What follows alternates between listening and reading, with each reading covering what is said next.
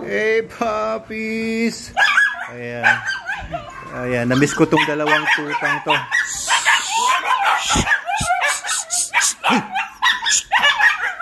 Nag-iingay talaga. Oh. Quiet na. No.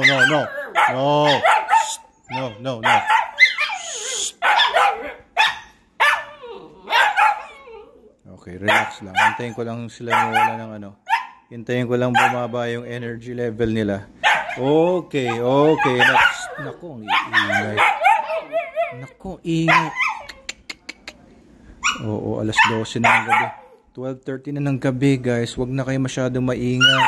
Ay, nako, ang ingay. Shh, tama na. Sige, wala akong gagawin sa inyo hanggat maingay kayo. Okay, sige. Papapain muna yung energy. Hindi ko muna kayo papakainin. Wala akong gagawin. So, ang ginagawa ko ngayon, tinuturuan ko sila by not doing anything. Tinuturuan ko sila na walang magagawa yung pag-iingay nila.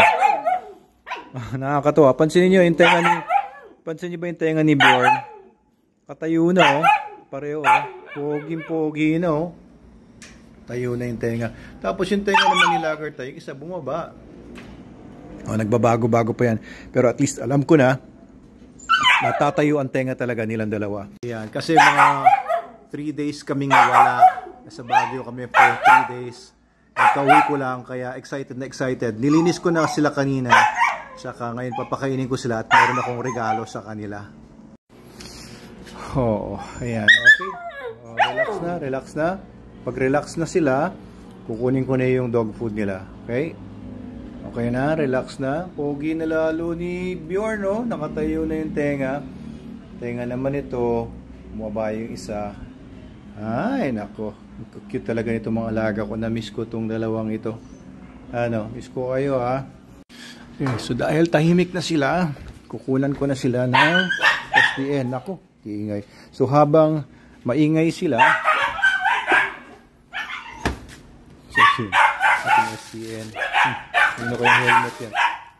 Naku, ang ingay. Pagka maingay kayo, hindi ko kayo bibigyan. Okay, ito ang kinakain nila, SDN. The best dog food in the multiverse. Okay, ganitong karami. Bigay natin para sa kanilang dalawa na. Basain natin ng konti. Okay. And serve like this. Relax. Okay, papag-relaxin ko muna sila bago ko buksan yung cage. Pag maingay sila, hindi ko bibigay. Okay. Disiplina lang, guys. Okay, hindi naman sa pagmamalupit yan, no? Yung iba kasi merong medyo overacting sa comment section ko na yung pagpapakain daw ng once a day sa mga dogs ko ay pagmamalupit daw. Hindi daw ako totoong dog lover. Naturingan pa naman daw akong veterinaryo at maling-mali daw yung tinuturo ko, sabi niya. Ayan. Pero sa akin naman, tamang pagdidisiplina lang naman. Ang totoo niyan eh.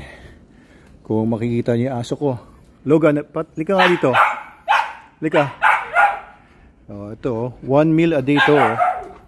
Ayan, para sa nagsabing masyado akong nagmamalupit sa mga aso dahil 1 meal a day lang. Ayan po. Pagmamalupit ba yan? Nagmamalupitan ba kita, Logan? Ha? 1 meal a day ka lang kasi kumain, no? Minsan, nagsiskip pa siya ng 1 day na hindi talaga siya kumakain ng 1 day kasi sobrang taba na po niya. So, yung pagpa-fasting daw, hindi daw dapat ina-apply sa aso yun. Sa tao lang daw yun. Pero ang totoo niyan, mga carnivores, hindi naman talaga nakakain araw-araw ang mga carnivores sa wild. Yung mga wolves, on the average, ang mga wolves ay every 3 to 4 days lang sila na nakakahuli ng prey nila. Kita nyo, taba niyan. 350 grams lang. Isang mug lang po yun. 350 grams a day ng SDN42. Sabi daw kasi nagpo-promote lang daw ako ng dog food ko para daw makatipid yung mga clients ko, kaya ako daw tinuturo yun. Hindi po. Scientific studies po ang nagsasabi nun. Anyway, may mga ganun po talaga. Hate na niya ako. Malaya naman po tayo makapapamili kung ano ang susundin natin. Anyway, medyo gigil na tong dalawa. Pero until tumahimik sila, hindi ko ibibigay itong dog food. Para hindi nila, kasi alam nyo,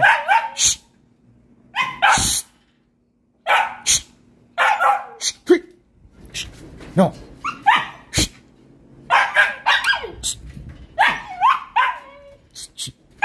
Okay. Okay. Kasi pagka kumakahol-kahol, tapos bibigyan nyo ng pagkain, maingay, rini-reward. Hey!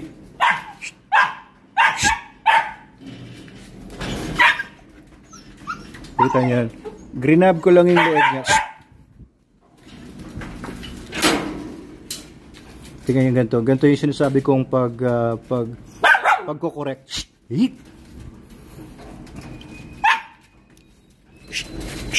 Hey! Ko-correct ko lang po siya by tatapikin ko lang yung shoulder niya or grabbing yung likuran niya like this. Hey! Good.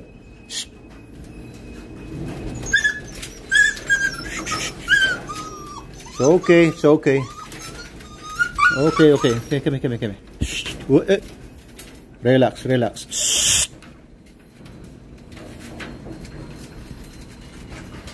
Okay, relax. It's okay. Alright. Okay. So minsan, ginagawa ko po yung minimimik lang natin yung pagdidisiplina ng nanay na aso sa kanyang mga, uy, hindi siya yan, no? Taba-taba mo na. No, leave it. Okay. Dinidisiplina lang natin sila just like their mother would discipline them. Okay? Okay, relax na sila. Okay na. Medyo nabawasan na ang kanilang Okay, good. It's okay. Okay. Here, puppy. Come here. Yan, pagka mga puppies lang, medyo sensitibo lang talaga sila. Minsan, depende sa puppy, no? Good. Ayan, medyo nag-grab ko kanina yung leg niya. Medyo pag nadala yung aso, depende. No!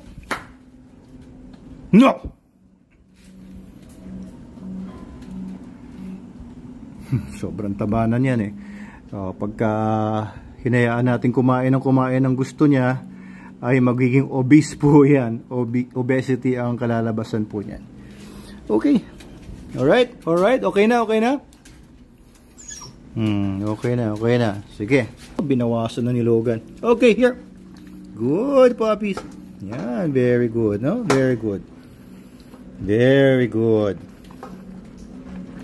Pag na-correct nyo po yung puppy na ganon, babawiin nyo ng positive naman. Okay? Pag gumawa ng tama, sobrang praise naman. Bawi. Para hindi madadala yung aso na matatakot na sa inyo. Very good. Ito pa. Very good. Ayan. Simut sarap na naman. Okay, very nice. Very good. Yan lang guys. Okay. Wala na. Okay, pag tapos na, alisin nyo kaagad para matakam talaga sila for the next meal na naman. I miss you guys. I missed you guys. Alright, konting tips lang guys sa pagdidisiplina ng mga puppies.